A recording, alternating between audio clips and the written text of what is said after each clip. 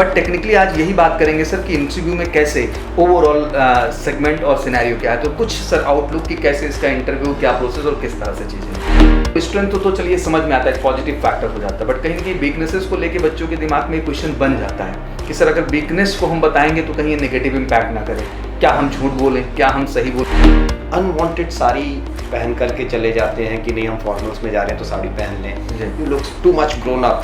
ये ज़बरदस्ती दिखाने की चीज़ नहीं है। आप बहुत ज़्यादा फेशियल करके चले जा रहे हैं, अनवांटेड ऑर्नामेंट्स पहन लेते हैं, बहुत ज़्यादा ज्वेलरी पहन लिया।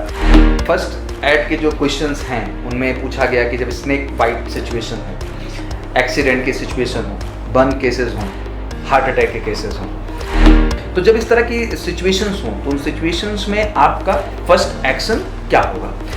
गैस सिलेंडर लीकेज, क्या मायने हैं सर इस प्रश्न को रखने का। Major Culture classes, online courses for all defense exams, recorded lecture, e-notes, daily live classes, online test. अब online पढ़ेगा तभी तो फौजी बनेगा India. Download the MKZ Learning app and fulfill your dreams. तो बहुत बहुत स्वागत है, और ऑब्वियसली लगता है कि स्वागत इसलिए भी क्योंकि फाइनली आप सबने एमएनएस का एग्जाम क्लियर कर लिया है, तो बहुत बहुत कंग्रेचुलेशन आप सबको। और मैं समझता हूँ अगले फेज की चिंताएं बढ़ चुकी हैं। 660 कैंडिडेट क्लियर द एग्जामिनेशन, और पैरेलली जो हमारे सामने सीट है वो 220 के आसपास की सीट है। तो एक बड़ा प्रश्न बनता है कि सर आखिर इंटरव्यू का क्या रोल होगा और आखिर इंटरव्यू होगा कैसा। बहुत सारे कैंडिडेट्स के लिए मुझे लगता है कि ये फर्स्ट टाइम होगा, ऑब्वियसली कुछ रिपीटर्स भी जा रहे होंगे। तो आज हमारी कोशिश यही होगी इस सेशन के माध्यम से, आई थिंक इंडिया में पहला स्टेप होगा जो हम लोग ले रहे हैं, और हम बात करने जा रहे हैं कि आखिर एमएनएस के इंटरव्यू में किस तरह के क्वेश्चंस बनते हैं, क्या ओवरऑल पैटर्न है, कहाँ आपके बेसिकली मॉक इंटरव्यूज़ होंगे, मॉक इंटरव्यूज़ की टीम क्या होंगी,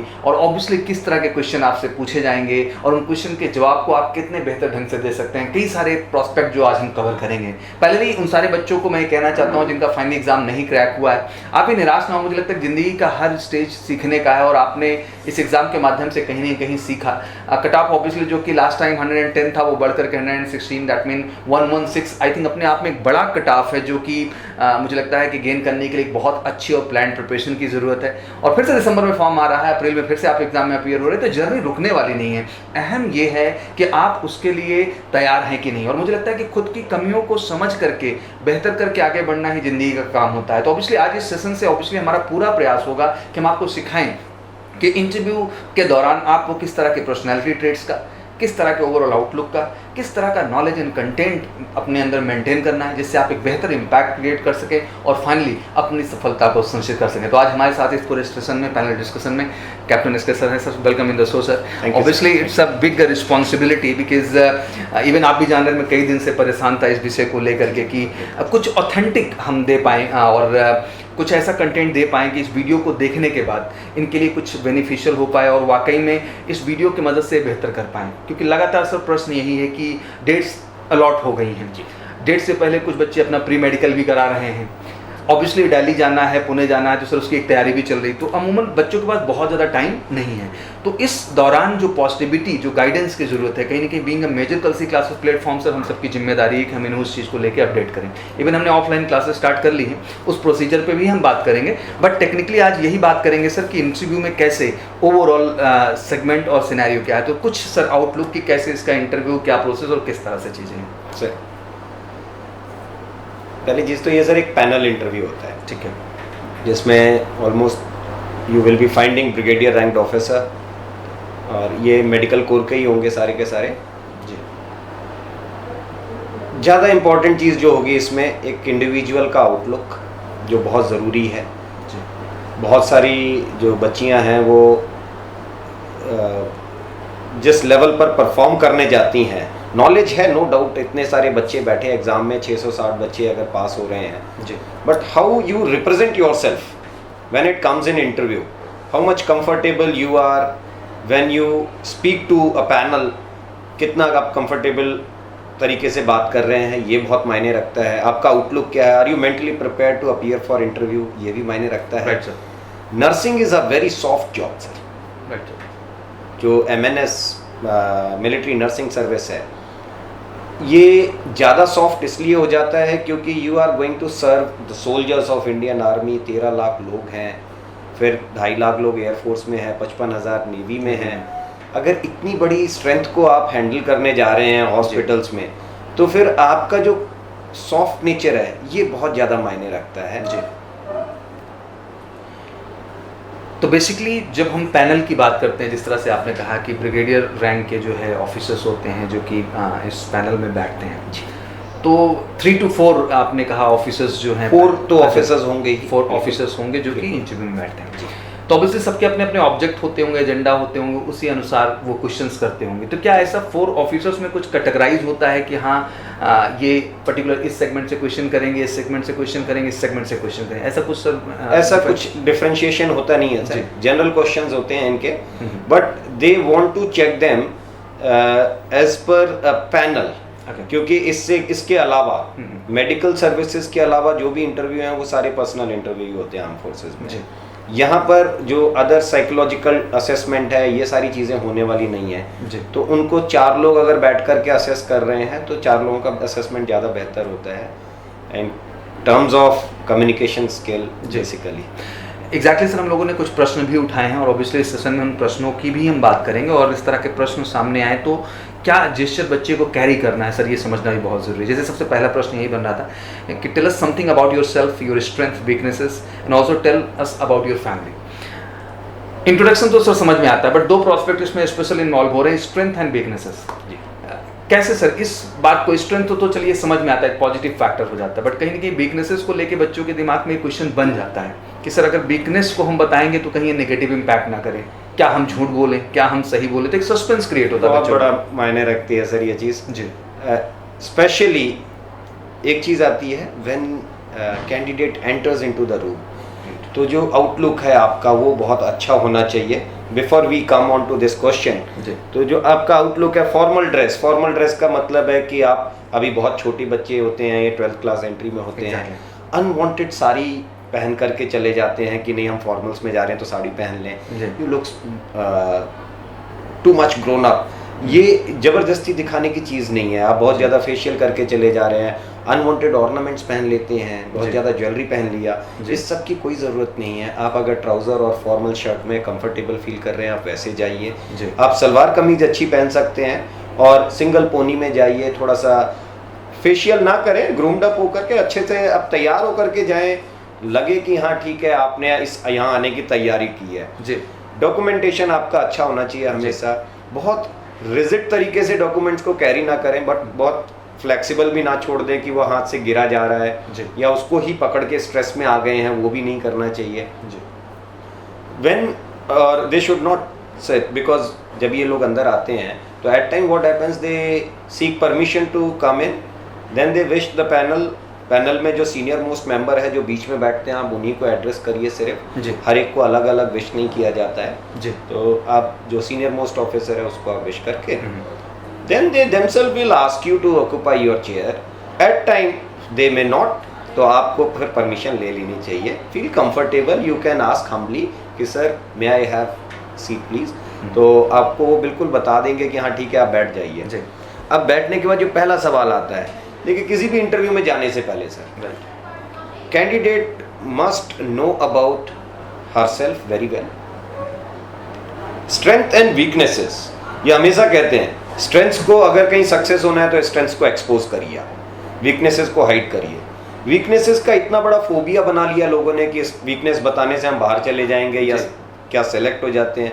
since no one is perfect in this world sir, but no one is perfect. On the basis of that, if I will be telling too much of weaknesses, वो भी गलत है, वो भी गलत है। वीकनेस हमेशा अगर है किसी के अंदर तो ऐसी बताइए जो आपके डेली रूटीन पे फर्क ना डालती हो और आपके नॉन ट्रेनेबल क्वालिटीज़ जो होती हैं, ट्रेनेबल क्वालिटीज़ होती हैं, नॉन ट्रेनेबल क्वालिटीज़ होती हैं। इसके बाद आप ट्रेनिंग में जाएंगे, बहुत सारी चीज़ें सिखाई जा सकती हैं लोगों को, बहुत सारी चीज़ें इनबॉर्न होती हैं वो सिखाई नहीं जा सकती हैं।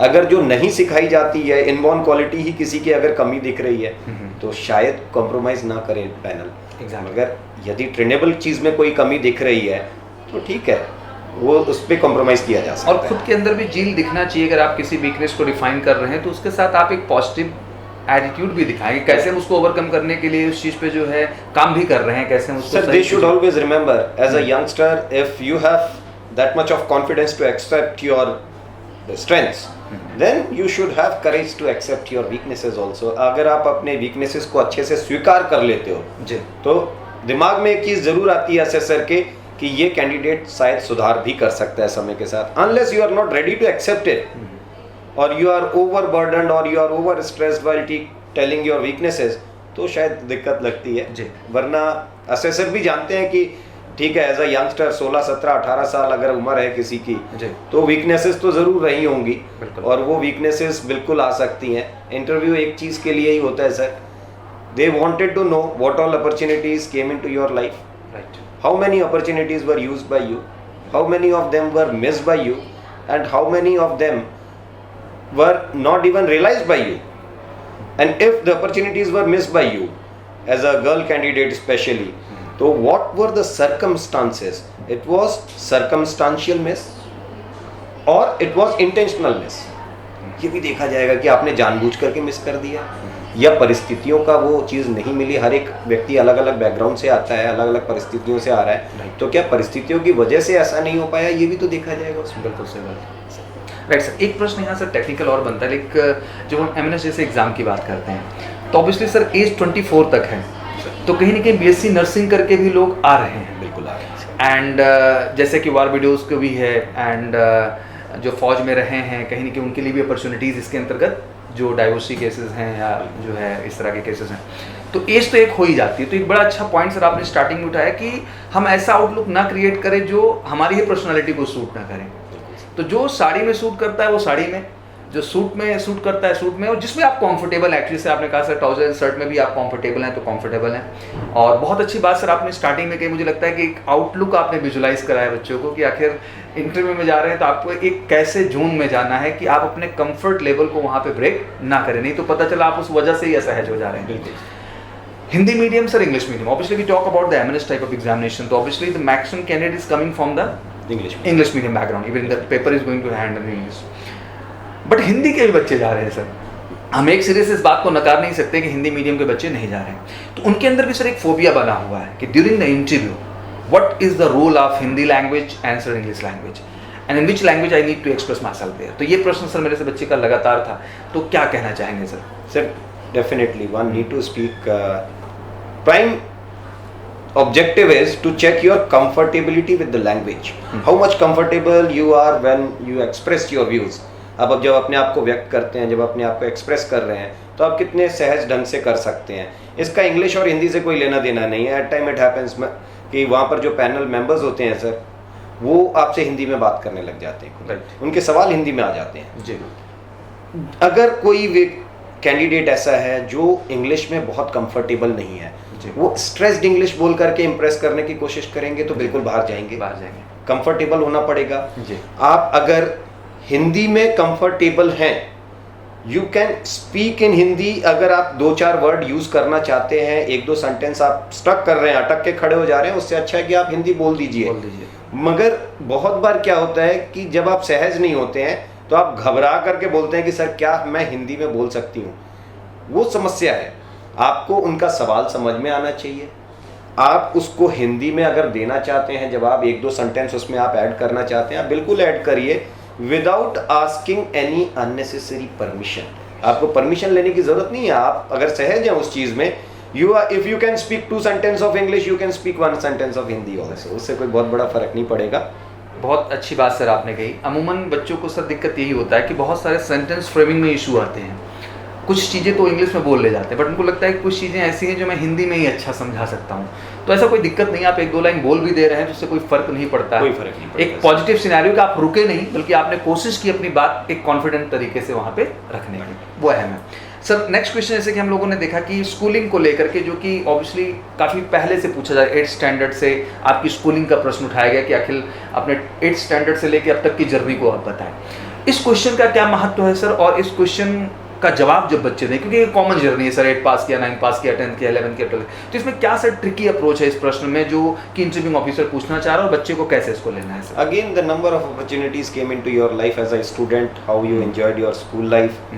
As a youngster if you had not enjoyed your youth, और ये जो आपने अपनी एज अभी जी रहे हैं, अगर आप अपने इस एज को आप खुल करके नहीं जी सके, तो आगे चल करके नर्सिंग इज अ जॉब, मुझे ऐसा लगता है सर जी कि it is flow of your positiveness to others. Right sir, it's a complete positiveness. जो आपकी सराउंडिंग है, जो आपके पास आने वाले लोग हैं, वो कौन है? पेशेंट्स है सर। एक वार्ड भरा हुआ है पूरे मिलिट्री हॉस्पिटल में, कमांड हॉस्पिटल में, कहीं भी जाइए, वार्ड बना हुआ है, सर्जिकल वार्ड है, मेडिकल वार्ड है, अब उसमें बीमार भरे हुए हैं। Right sir. और आपको इतने सारे पेशेंट्स के साथ इंटरेक्ट करना है, और अगर आप खुद खुश नहीं हैं, आप उनके अंदर वो पॉजिटिविटी फ्लो नहीं कर पा रहे हैं, उनको अगर आप मुस्कुराहट नहीं दे सकते हैं चेहरे पे, तो पर्पस फुलफिल नहीं होगा बिल्कुल।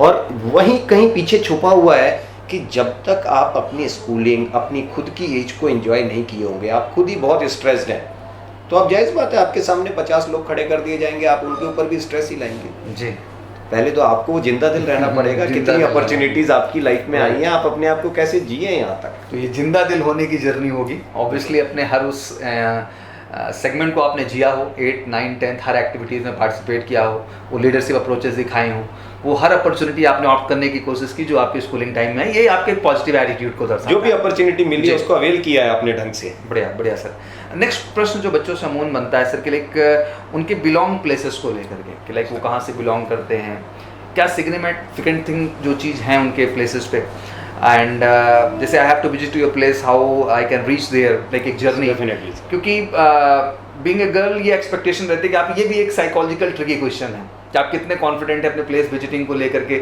है तो ये छोटा सा प्रश्न, बट एक हमारे समाज में एक जो मानसिकता सेटअप की गई है कि हाँ, एक लड़की को ट्रैवल करने के लिए किसी गार्जियन की या मेल की जरूरत होती है। तो मुझे लगता है कि ये प्रश्न बड़ा अच्छा है सर, और बच्चों को इसको केवल एक प्रश्न की तरह नहीं लेना है, ये समझना है कि ये आपके अटेंटिवनेस, आपके अलर्टनेस और मैच्योरिटी को भी दर्शाता है। बिल्कुल सर। तो सर जहाँ तक मैं फील कर पा रहा हूँ, शायद इस प्रश्न का एक्चुअल में उद्देश्य ये है। बिल्कुल sir, your attentiveness is main purpose. आप जिस जगह से आते हैं उस जगह का आपको इंपॉर्टेंस पता होना चाहिए, जोग्राफिकल फीचर्स पता होने चाहिए, एग्जिस्टेंस पता होना चाहिए, हिस्टोरिकल इंपॉर्टेंस है वो पता होना चाहिए, आपके पास यहाँ पर कोई मिथोलॉजिकल इंपॉर्टेंट है वो इंपॉर्टेंस है तो वो भी पता होनी चाहिए आपको, है ना। अगर eight time they may ask you कि if we have to come to your place, what all places you would like to suggest us for visiting, तो आपको 2-4 जगह ऐसी इंपॉर्टेंट पता होनी चाहिए। आप बहुत बार क्या होता है कि आप लोग मैथोलॉजिकल प्लेसेस पर पहले चले जाते हैं, मैथोलॉजिकल प्लेसेस के अलावा आपकी एज के लोग क्या ज़्यादा विजिट करना चाहते हैं वो आप बता सकते हैं। कोई और प्रोमिनेंट जगह भी हो सकती हैं आपकी जगह पर, जिस जगह से आप आ रहे हैं उनको भी आप सजेस्ट कर सकते हैं। दैट मीन ये क्वेश्चन से एक तरह से सर इनको पूरी केस स्टडी करके जानी है, कहाँ से आप बिलोंग करते हैं। आप एक्सक्यूज नहीं दे सकते इस प्रश्न को लेकर के, बल्कि एक बेहतर जवाब से, अपने जगह के प्रति एक बेहतर अवेयरनेस से आप सामने वाले को इम्प्रेस कर सकते हैं कि आप कितना अलर्ट मोड में हैं और कितना अवेयर है उस सराउंडिंग से जहाँ से आप बिलोंग करते हैं। सर ओवरऑल अगर हम इस इंटरव्यू को देखते हैं जी, तो जो कॉम्प्रिहेंसिव इंफॉर्मेशन है जी, वो अगर बच्चे की ठीक है तो ज़्यादातर लोग, and with a good smile on your face, ये इंटरव्यू बहुत ज़्यादा बड़ा भी नहीं होता है सर। इंटरव्यू 20 मिनट से लेकर के 40 मिनट के बीच में कहीं होता है। अगर बहुत बड़ा इंटरव्यू है तो 40 मिनट के आसपास, 35 मिनट, अदरवाइज 20-25 मिनट का ये इंटरव्यू होता है। अब इसके बीच में you need to put good smile on your face, कभी भी स्ट्रेस नहीं आना चाहिए आपके चेहरे पर, मुस्कुराते रहिए। पहले प्राइम पर्पस तो ये है, आई कांटेक्ट डिस्ट्रैक्ट ना करें बिल्कुल, कि जो आपके सामने 4 लोग बैठे हैं, आपकी आंखें उनके ऊपर बिल्कुल, और घूरना भी नहीं है, उनको बड़े अच्छे और एक एनर्जेटिक वे में आप देखिए कि हाँ, you are getting this opportunity as a civil candidate, you are getting an opportunity to interact brigadier ranked officers, right. तो आप इसको एक अच्छी अपॉर्चुनिटी समझ करके जाएंगे तो शायद स्ट्रेस नहीं आएगा। You need to put good smile on your face. Comprehensive information का मतलब हो गया सर, एक कैंडिडेट को अपना खुद के बारे में पता होना चाहिए, knowledge about herself. Then second, अब हर सेल्फ के बारे में एम्बिशन भी आता है, आपका वीकनेसेस, स्ट्रेंथ, सब चीज़ें आ जाती हैं। Then about your family, individually सबके बारे में, आपके सिबलिंग्स हैं उनके बारे में पता होना चाहिए, मदर फादर उनके बारे में भी पता होना चाहिए। Third is your place, right, you need to know about your place, your academics, और आपका जो एम्बिशन है। ये 4-5 चीज़ें बहुत क्लियर होनी चाहिए आपके साथ। अगर कॉम्प्रिहेंसिव इन्फॉर्मेशन सर बच्चे की पर्याप्त है तो इस इंटरव्यू में ऐसा कुछ नहीं है जिसकी वजह से वो बाहर जाए। एग्जैक्टली सर, अगर हम पूरे इंटरव्यू मोड को समझने की कोशिश करें तो सबसे पहले यही है कि आपका जो सेल्फ इंटरेक्शन पार्ट है उसमें आपका इन्फॉर्मेशन बहुत अच्छा होना चाहिए, आप क्रिस्टल क्लियर होने चाहिए हर चीज़ को लेकर के, चाहे वो आपका एजुकेशन रहा हो, चाहे आपकी फैमिली हो, आपकी बिजनेसेस स्ट्रेंथ क्या है, आपका ओवरऑल सराउंडिंग क्या है। एक कॉन्फिडेंट कैंडिडेट की तरह निकल के आना चाहिए जिसमें लगना चाहिए कि हाँ ये कैंडिडेट साफ है हर चीज़ को लेकर और अपडेट हो। जैसे आपने कहा कि मुस्कुराहट सबसे बड़ी ताकत है, तो मुस्कुराते रहना एक बेहतर आई कॉन्टैक्ट सा जो ज़रूरी है।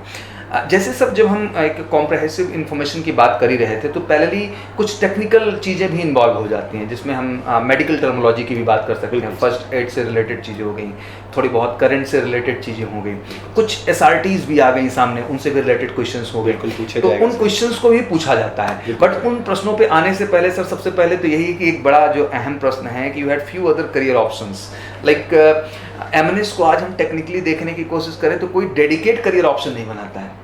लाइक पहले नीट भी लोग दे रहे होते हैं, BSc भी लोगों का स्टार्ट हो जाता है, बिल्कुल लोग नर्सिंग कोर्सेज भी ज्वाइन कर लिए होते हैं, तो दे क्रिएटेड मेनी ऑप्शन। ठीक है, वो सही भी है, मैं इस बात को सर बुरा नहीं मानता हूँ। मुझे लगता है कि even you are doing graduation तो उससे भी एक आप रास्ता फ्यूचर का तैयार कर रहे हैं कि हाँ आगे चल के आप CDS के लिए OTA एंट्री में जा सकते हैं, अच्छे परसेंटेज कैरी कर रहे हैं तो आपका AFCAT भी टारगेट हो सकता है, INET भी टारगेट हो सकता है। तो यहाँ पे क्वेश्चन ये बनता है कि लाइक इन सब के बीच why you opted MNS। Sir ये ऑब्वियसली पर्सनल क्वेश्चन है, हर बच्चे का अलग होगा, बट तब भी सर एक ओपिनियन में जानना चाहूँगा कि कुछ सिग्निफिकेंट चीज़ें ऐसी क्या हैं जो मोटिवेटिंग हो, जिनको ये अपने ऑब्वियसली इस मिशन को, इस ऑब्जेक्ट को, इस गोल को, इस टारगेट को चुनने के लिए वो डिसाइड करें। सर अच्छा, बड़े मज़े की बात बताऊं सर आपको कि कभी कभी तो इतना स्ट्रेस में लाके पूछा जाता है इनसे ये सवाल कि since nursing is not respectable job in our society. Exactly, और सर ये वो तो करते ही हैं sir. I will tell you something like हमारे जो और सर्विंग सोल्जर्स हैं या आप कह सकते हैं कि नॉन कमीशन कैटेगरी वाले स्पेशली लोग, मैं कमीशन में भी कहना चाहूँगा सर, वो अलग अलग बातें करते हैं, सैल्यूट नहीं है तो क्या नहीं है, मतलब एक तरीके से डिग्रेड करने की कोशिश की जाती है। सर सिविलियंस को तो पता ही नहीं है, बट इनसाइड फौज के अंदर ये चीज़ें की जाती है। तो आपने बड़ा अच्छा पॉइंट किया कि वहाँ भी ये चीज़ें की जाएंगी कहीं ना कहीं। हाँ, कि रिस्पेक्टेबल जॉब नहीं है ऐसा पहले बोल दिया गया आपसे जी, but they should remember MNS को जो रिटन पावर्स हैं, जो रिस्पेक्ट है वो बहुत अच्छी दी गई है जी। इनके लिए एक MNS itself is a other branch जो अपने आप में इंडिपेंडेंट काम कर रही है और अच्छा काम कर रहे हैं इनफैक्ट। तो आपको ग्रोथ मिली है और बिल्कुल मिली है, सिक्योर्ड जॉब है। पहला तो आपका जो पैशन है वो होना चाहिए, since you are from biofield. तो there are few career options but why you had selected MNS you should know this is going to give you an opportunity to serve your nation, to serve arm forces, getting a good social and economical upliftment in your career. So this is a job which doesn't give you only economical upliftment, but people start realizing कि okay this girl is in MNS, she is in military nursing services, working with armed forces, so definitely it is a respectable job. MNS की अगर बात करते हैं हम लोग तो जी, they need to be very clear why they had selected it. Exactly. ये कमाल की बात है। इवन मैं ये प्रश्न उठा रहा हूँ, हम शायद इसका जवाब नहीं दे सकते, हम तो यही कह सकते हैं कि I think one of the great career, I think 10+2 level पे गर्ल्स के लिए अगर हम कमीशन कैटेगरी की बात करें तो we have one option and that is MNS। बिल्कुल। सिक्योर्ड करियर की बात करें देन अगेन MNS। अगर वैल्यू एडिशन की बात करें तो मुझे लगता है कि फौज के लिए जो इनका सेवा भाव है, जो रिस्पॉन्सिबिलिटी है सर, अगेन क्रेडिबल। तो मुझे लगता है कि मेरे नज़रिए से बहुत सारे पॉजिटिव प्रोस्पेक्ट हैं जो जुड़ जाते हैं। अब अहम ये है कि जब आप किसी क्षेत्र विशेष को चुन रहे हैं तो आपके प्रोस्पेक्ट क्या हैं उस चीज़ को डिसाइड करने के, ये आपको ही डिसाइड हर एक का अलग अलग ऑब्जेक्टिव होता है किसी को ज्वाइन करने का। फेक आइडियाज मत दीजिएगा, वहाँ पर बनावटी, never try to bit around the bush. आप बिल्कुल इधर उधर की बातें करेंगे, the panel will never be convinced by you, you know things और you don't know. Exactly. But you need to be very very clear. Even if वही एक शुरू में आपने कहा था कि सर ठीक है mistakes, if you have committed some mistakes then you should have courage to accept it. अगर ये चीज़ अगर आपके पास है तो अच्छी बात है। ऐसे ही आपका अलग अलग व्यूज़ भी होगा। आप अगर अपना एम्बिशन MNS में बना करके आए तो बहुत ज़्यादा राष्ट्र प्रेम या देश प्रेम की बातें करने से बेहतर है कि आप अपना जो ऑब्जेक्टिव है उसको क्लियर करें कि आपके भाई अपनी सिक्योरिटी क्या है, राइट, है ना, आपका अपना फ्यूचर क्या है, क्यों चुना आपने इसको, क्यों चुना आपने, क्या और करियर ऑप्शंस आपके पास क्या थे, how you compared all these career options, why this was more suitable to you. और ये ऑनेस्ट होना चाहिए, ये ऑनेस्ट होना चाहिए सर। ये भी तो एक सेंस ऑफ मैच्योरिटी का ही पार्ट है। जायज़ बात है सर कि अगर इतनी छोटी सी बात में अगर हम बहुत ज़्यादा बनावटी बातें करने लग जाएंगे तो आगे फिर लाइफ बहुत लंबी है, फिर तो दिक्कत आएगी कहीं ना कहीं। थोड़ा सा मेडिकल टर्मिनोलॉजी भी आते हैं सर। फर्स्ट ऐड के जो क्वेश्चंस हैं उनमें पूछा गया कि जब स्नेक बाइट सिचुएशन हो, एक्सीडेंट की सिचुएशन हो, बर्न केसेस हों, हार्ट अटैक के केसेस हों, ऑब्वियसली जब कोई भी हॉस्पिटल में कोई भी एडमिट होता है सर तो पहली रिस्पॉन्सिबिलिटी जो है नर्सिंग स्टाफ के पास ही आती है सर, डॉक्टर तो सेकंड स्टेप पे आता है। तो जब इस तरह की सिचुएशंस हों तो उन सिचुएशंस में आपका फर्स्ट एक्शन क्या होगा? अब सर ये टेक्निकल टर्मिनोलॉजी का थोड़ा सा क्वेश्चन हो जाता है, obviously doctor will clear more it, but हम लोग एक बताने का कोशिश कर रहे हैं। तो कुछ आइडिया सर जो आप देना चाहें इन प्रश्नों पे, इनको कैसे छोटे फर्स्ट एड जो होते हैं वो बिल्कुल आपको पता होने चाहिए। पर्पस ही इनका यही होता है फर्स्ट एड क्वेश्चंस का, ऐसे क्वेश्चन पूछे जाएंगे, खास करके इनसे 2 क्वेश्चन तो रिपीटेडली पूछे जाते हैं वो क्वेश्चन तो सर, जैसे फीवर के ऊपर से कि फीवर कम करना है तो क्या क्या मेजर्स होते हैं, फीवर मेजर्स कैसे होते हैं, और स्नेक बाइट जैसे अभी सर ने बताया एक्सीडेंट सीन है या आपका बर्न केसेस हैं, जो बेसिक फर्स्ट एड आपको पता होना चाहिए, ठीक है। और एक जो जैसे हाइपर पैरेक्सिया जो होता है इसके ऊपर से इनसे क्वेश्चन पूछ लिए जाते हैं। तो इस तरीके की चीज़ों को इनको थोड़ा सा clear, since they are from medical field, तो इतना आपको बेसिक पता होना चाहिए फर्स्ट एड के बारे में। राइट सर, और हम थोड़ा कोशिश करेंगे, कल हम डॉक्टर मेजर जितेंद्र शुक्ला जी से भी प्लान कर रहे हैं इंटरेक्ट करने का। बिल्कुल सर, तो अगर हम वो बहुत अच्छा रहेगा इन बच्चों के लिए। एग्जैक्टली, बिकॉज अभी तो हम समझते हैं कि चैलेंज है, हर बच्चे का हमारे कैंपस तक आ पाना संभव नहीं है, बट जो आ पाए बिल्कुल स्वागत है आप सबका। बट हम कोशिश कर रहे हैं कि इस प्लेटफॉर्म से कुछ ऐसा आपको दें कि आई थिंक इन कंटेंट के माध्यम से आप कॉन्फिडेंट फील कर पाएँ और फाइनली अपने इंटरव्यू पार्ट में भी अच्छा कर पाएँ। तो ऑब्वियसली ये क्वेश्चंस ऐसे हैं जो थोड़ा सा मेडिकल टर्मिनोलॉजी से ऐड होते हैं। तो ऑब्वियसली कल जब मैं सर से इंटरेक्ट करूंगा तो I will ask the questions and he will answer medically कि how to take these cases on the first aid condition, कैसे आपको लेके जाना है। बहुत बढ़िया sir. Now will come to the situation on sir. अब सिचुएशन ऑन की बात करते हैं, ऑब्वियसली एक तरीके से हम इसको सिचुएशन रिएक्शन टेस्ट भी समझ सकते हैं सर के रूप में भी। 1 से 2 सिचुएशन बिल्कुल पूछी जाएगी इनसे, हमारे इंटरव्यू में पूछी जाती है। गैस सिलेंडर लीकेज सर, क्या मायने हैं सर इस प्रश्न को रखने का? सर पैनिक कितना जल्दी हो जाते हैं जी, इसका अल्टीमेट पर्पस यही होता है पूछने का। As nursing staff, as an MNS, at time you will not be finding doctors in ward or with you, और सडन कैजुअलिटी आती है सडन, क्योंकि मरीज कभी भी बता के नहीं आएगा कि मैं बीमार हो गया और मैं आने वाला हूँ, वो आपके पास अचानक आने वाला है, राइट। और वो किस कंडीशन में होगा you can not assume it, और उस समय आप पैनिक हो गए। आप खुद ही अगर पैनिक हो गए तो पीछे क्या है भाई? देखिए आपके बीइंग MNS आपके ऊपर डॉक्टर है, डॉक्टर हमेशा एक वार्ड में नहीं मिलेंगे, और आपके जो पीछे जो खड़े हुए लोग हैं वो नर्सिंग स्टाफ हैं, AMC के सोल्जर्स हैं, राइट। तो उनको वो एक्सपीरियंस है नहीं जी, ठीक है। आप में से हो सकता है कि कोई बहुत नया नर्सिंग स्टाफ ही आपको मिल गया या नर्सिंग असिस्टेंट मिल गया, responsibility is ultimately yours, right. और आप ही वो सिचुएशन, अब जैसे 92 बेस हॉस्पिटल है सर, राइट, श्रीनगर में, आए दिन इमरजेंसी आएगी वहां पर, आप वहां पोस्टेड हैं, तो आपको अल्टीमेटली ये खुद से तैयार रहना है कि कैजुअलिटी आने का कोई भी टाइम नहीं है, वहां पर कभी भी आ सकती है 24 आवर्स, और कितनी आएगी इसकी भी कोई गिनती नहीं है। आपको ये देख करके चलना है कि भाई मैं मेंटली तैयार हूँ कि नहीं हूँ। आप खुद डर गए, आप खुद पैनिक हो गए, अगर गैस सिलेंडर लीक कर गया है तो घर में हो जाता है जनरली, ठीक है। What all measures you can keep in your mind?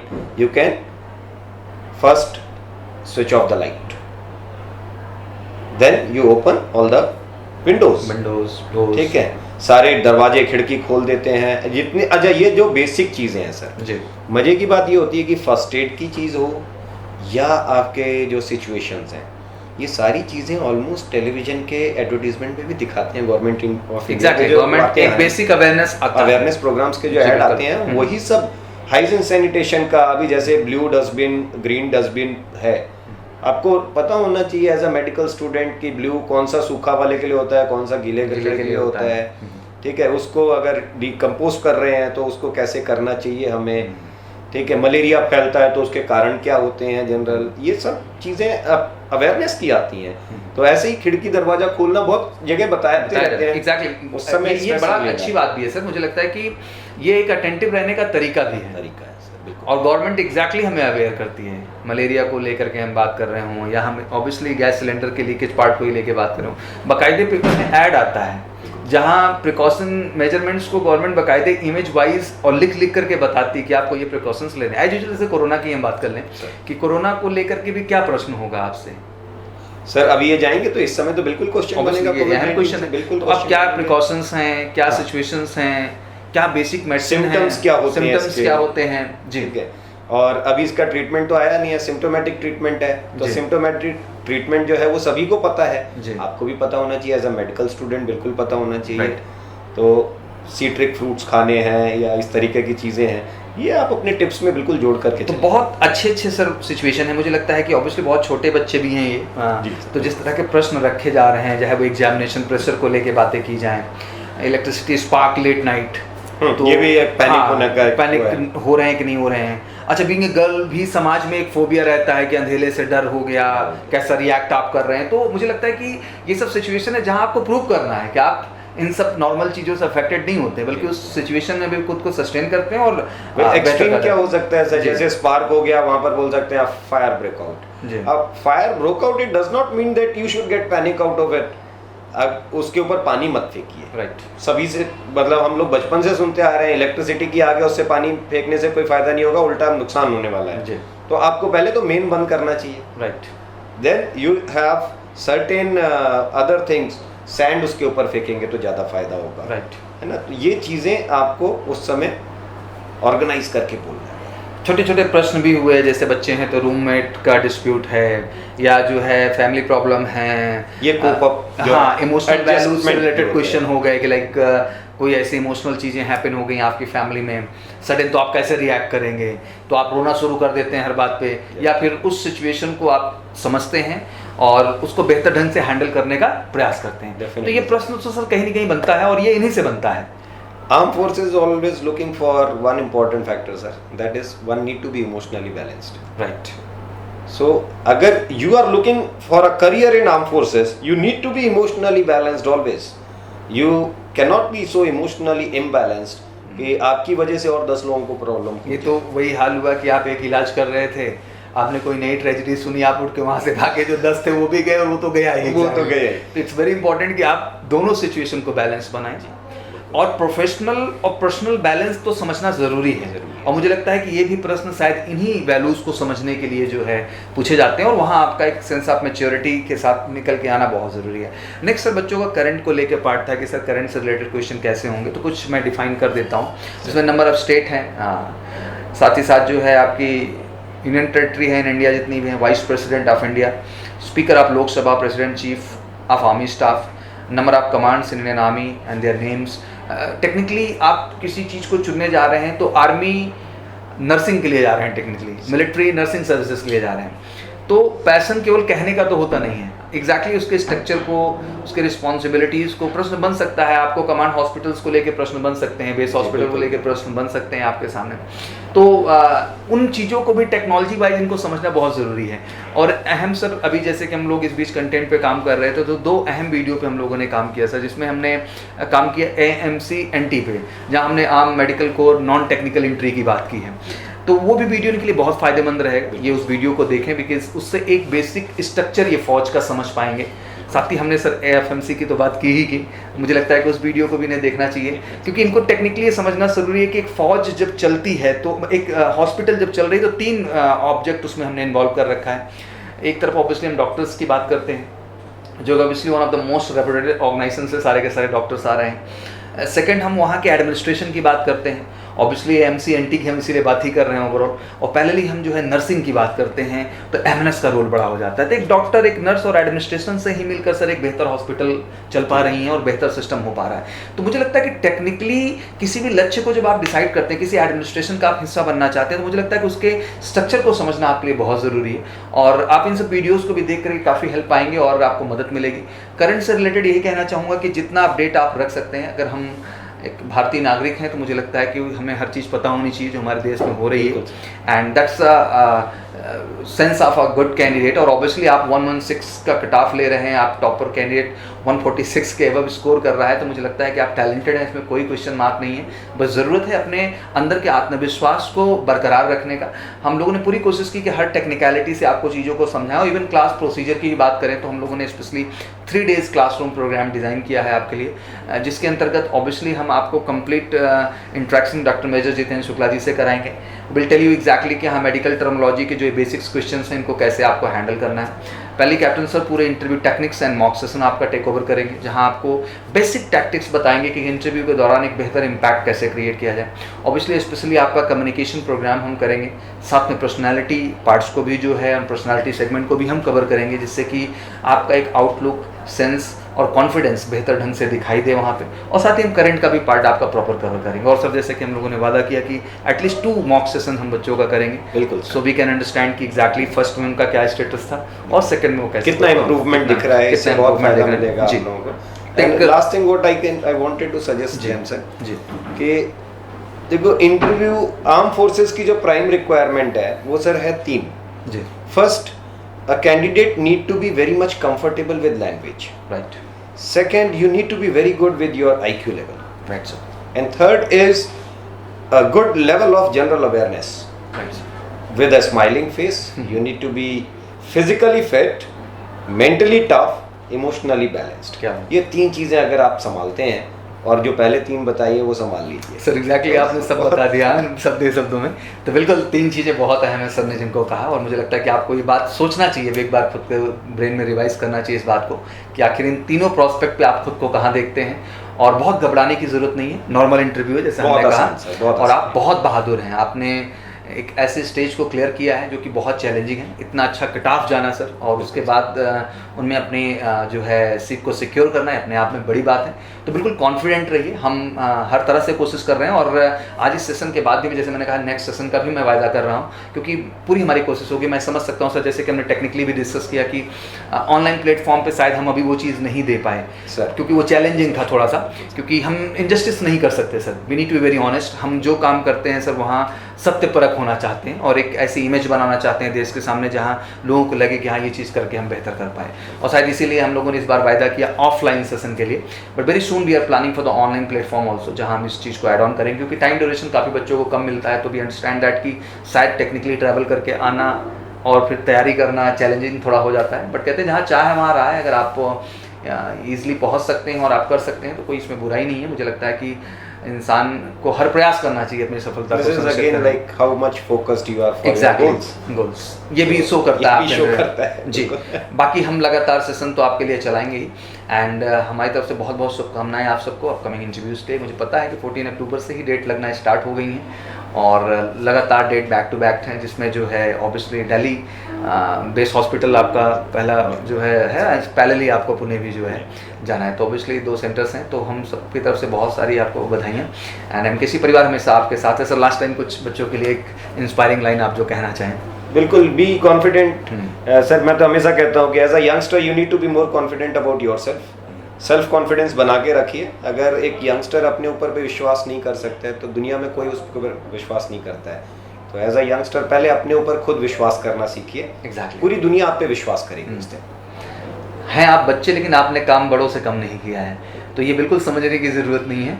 आपका खुद का सोच अपने प्रति बहुत पॉजिटिव, बहुत क्लियर और बहुत अप टू द मार्क होना चाहिए, और मुझे लगता है यही अहम है, यही आपका असल कॉन्फिडेंस, और ऑब्वियसली अपने ज्ञान और अपने परफॉर्मेंस के दम पे आप उस चीज़ को प्रूव करेंगे। Thank you so much, wish you good luck, and जय हिंद, जय Bharat. Major Kalshi classes, online courses for all defense exams, recorded lecture, e-notes, daily live classes, online test. अब online पढ़ेगा तभी तो फौजी बनेगा India. Download the MKC Learning app and fulfill your dreams.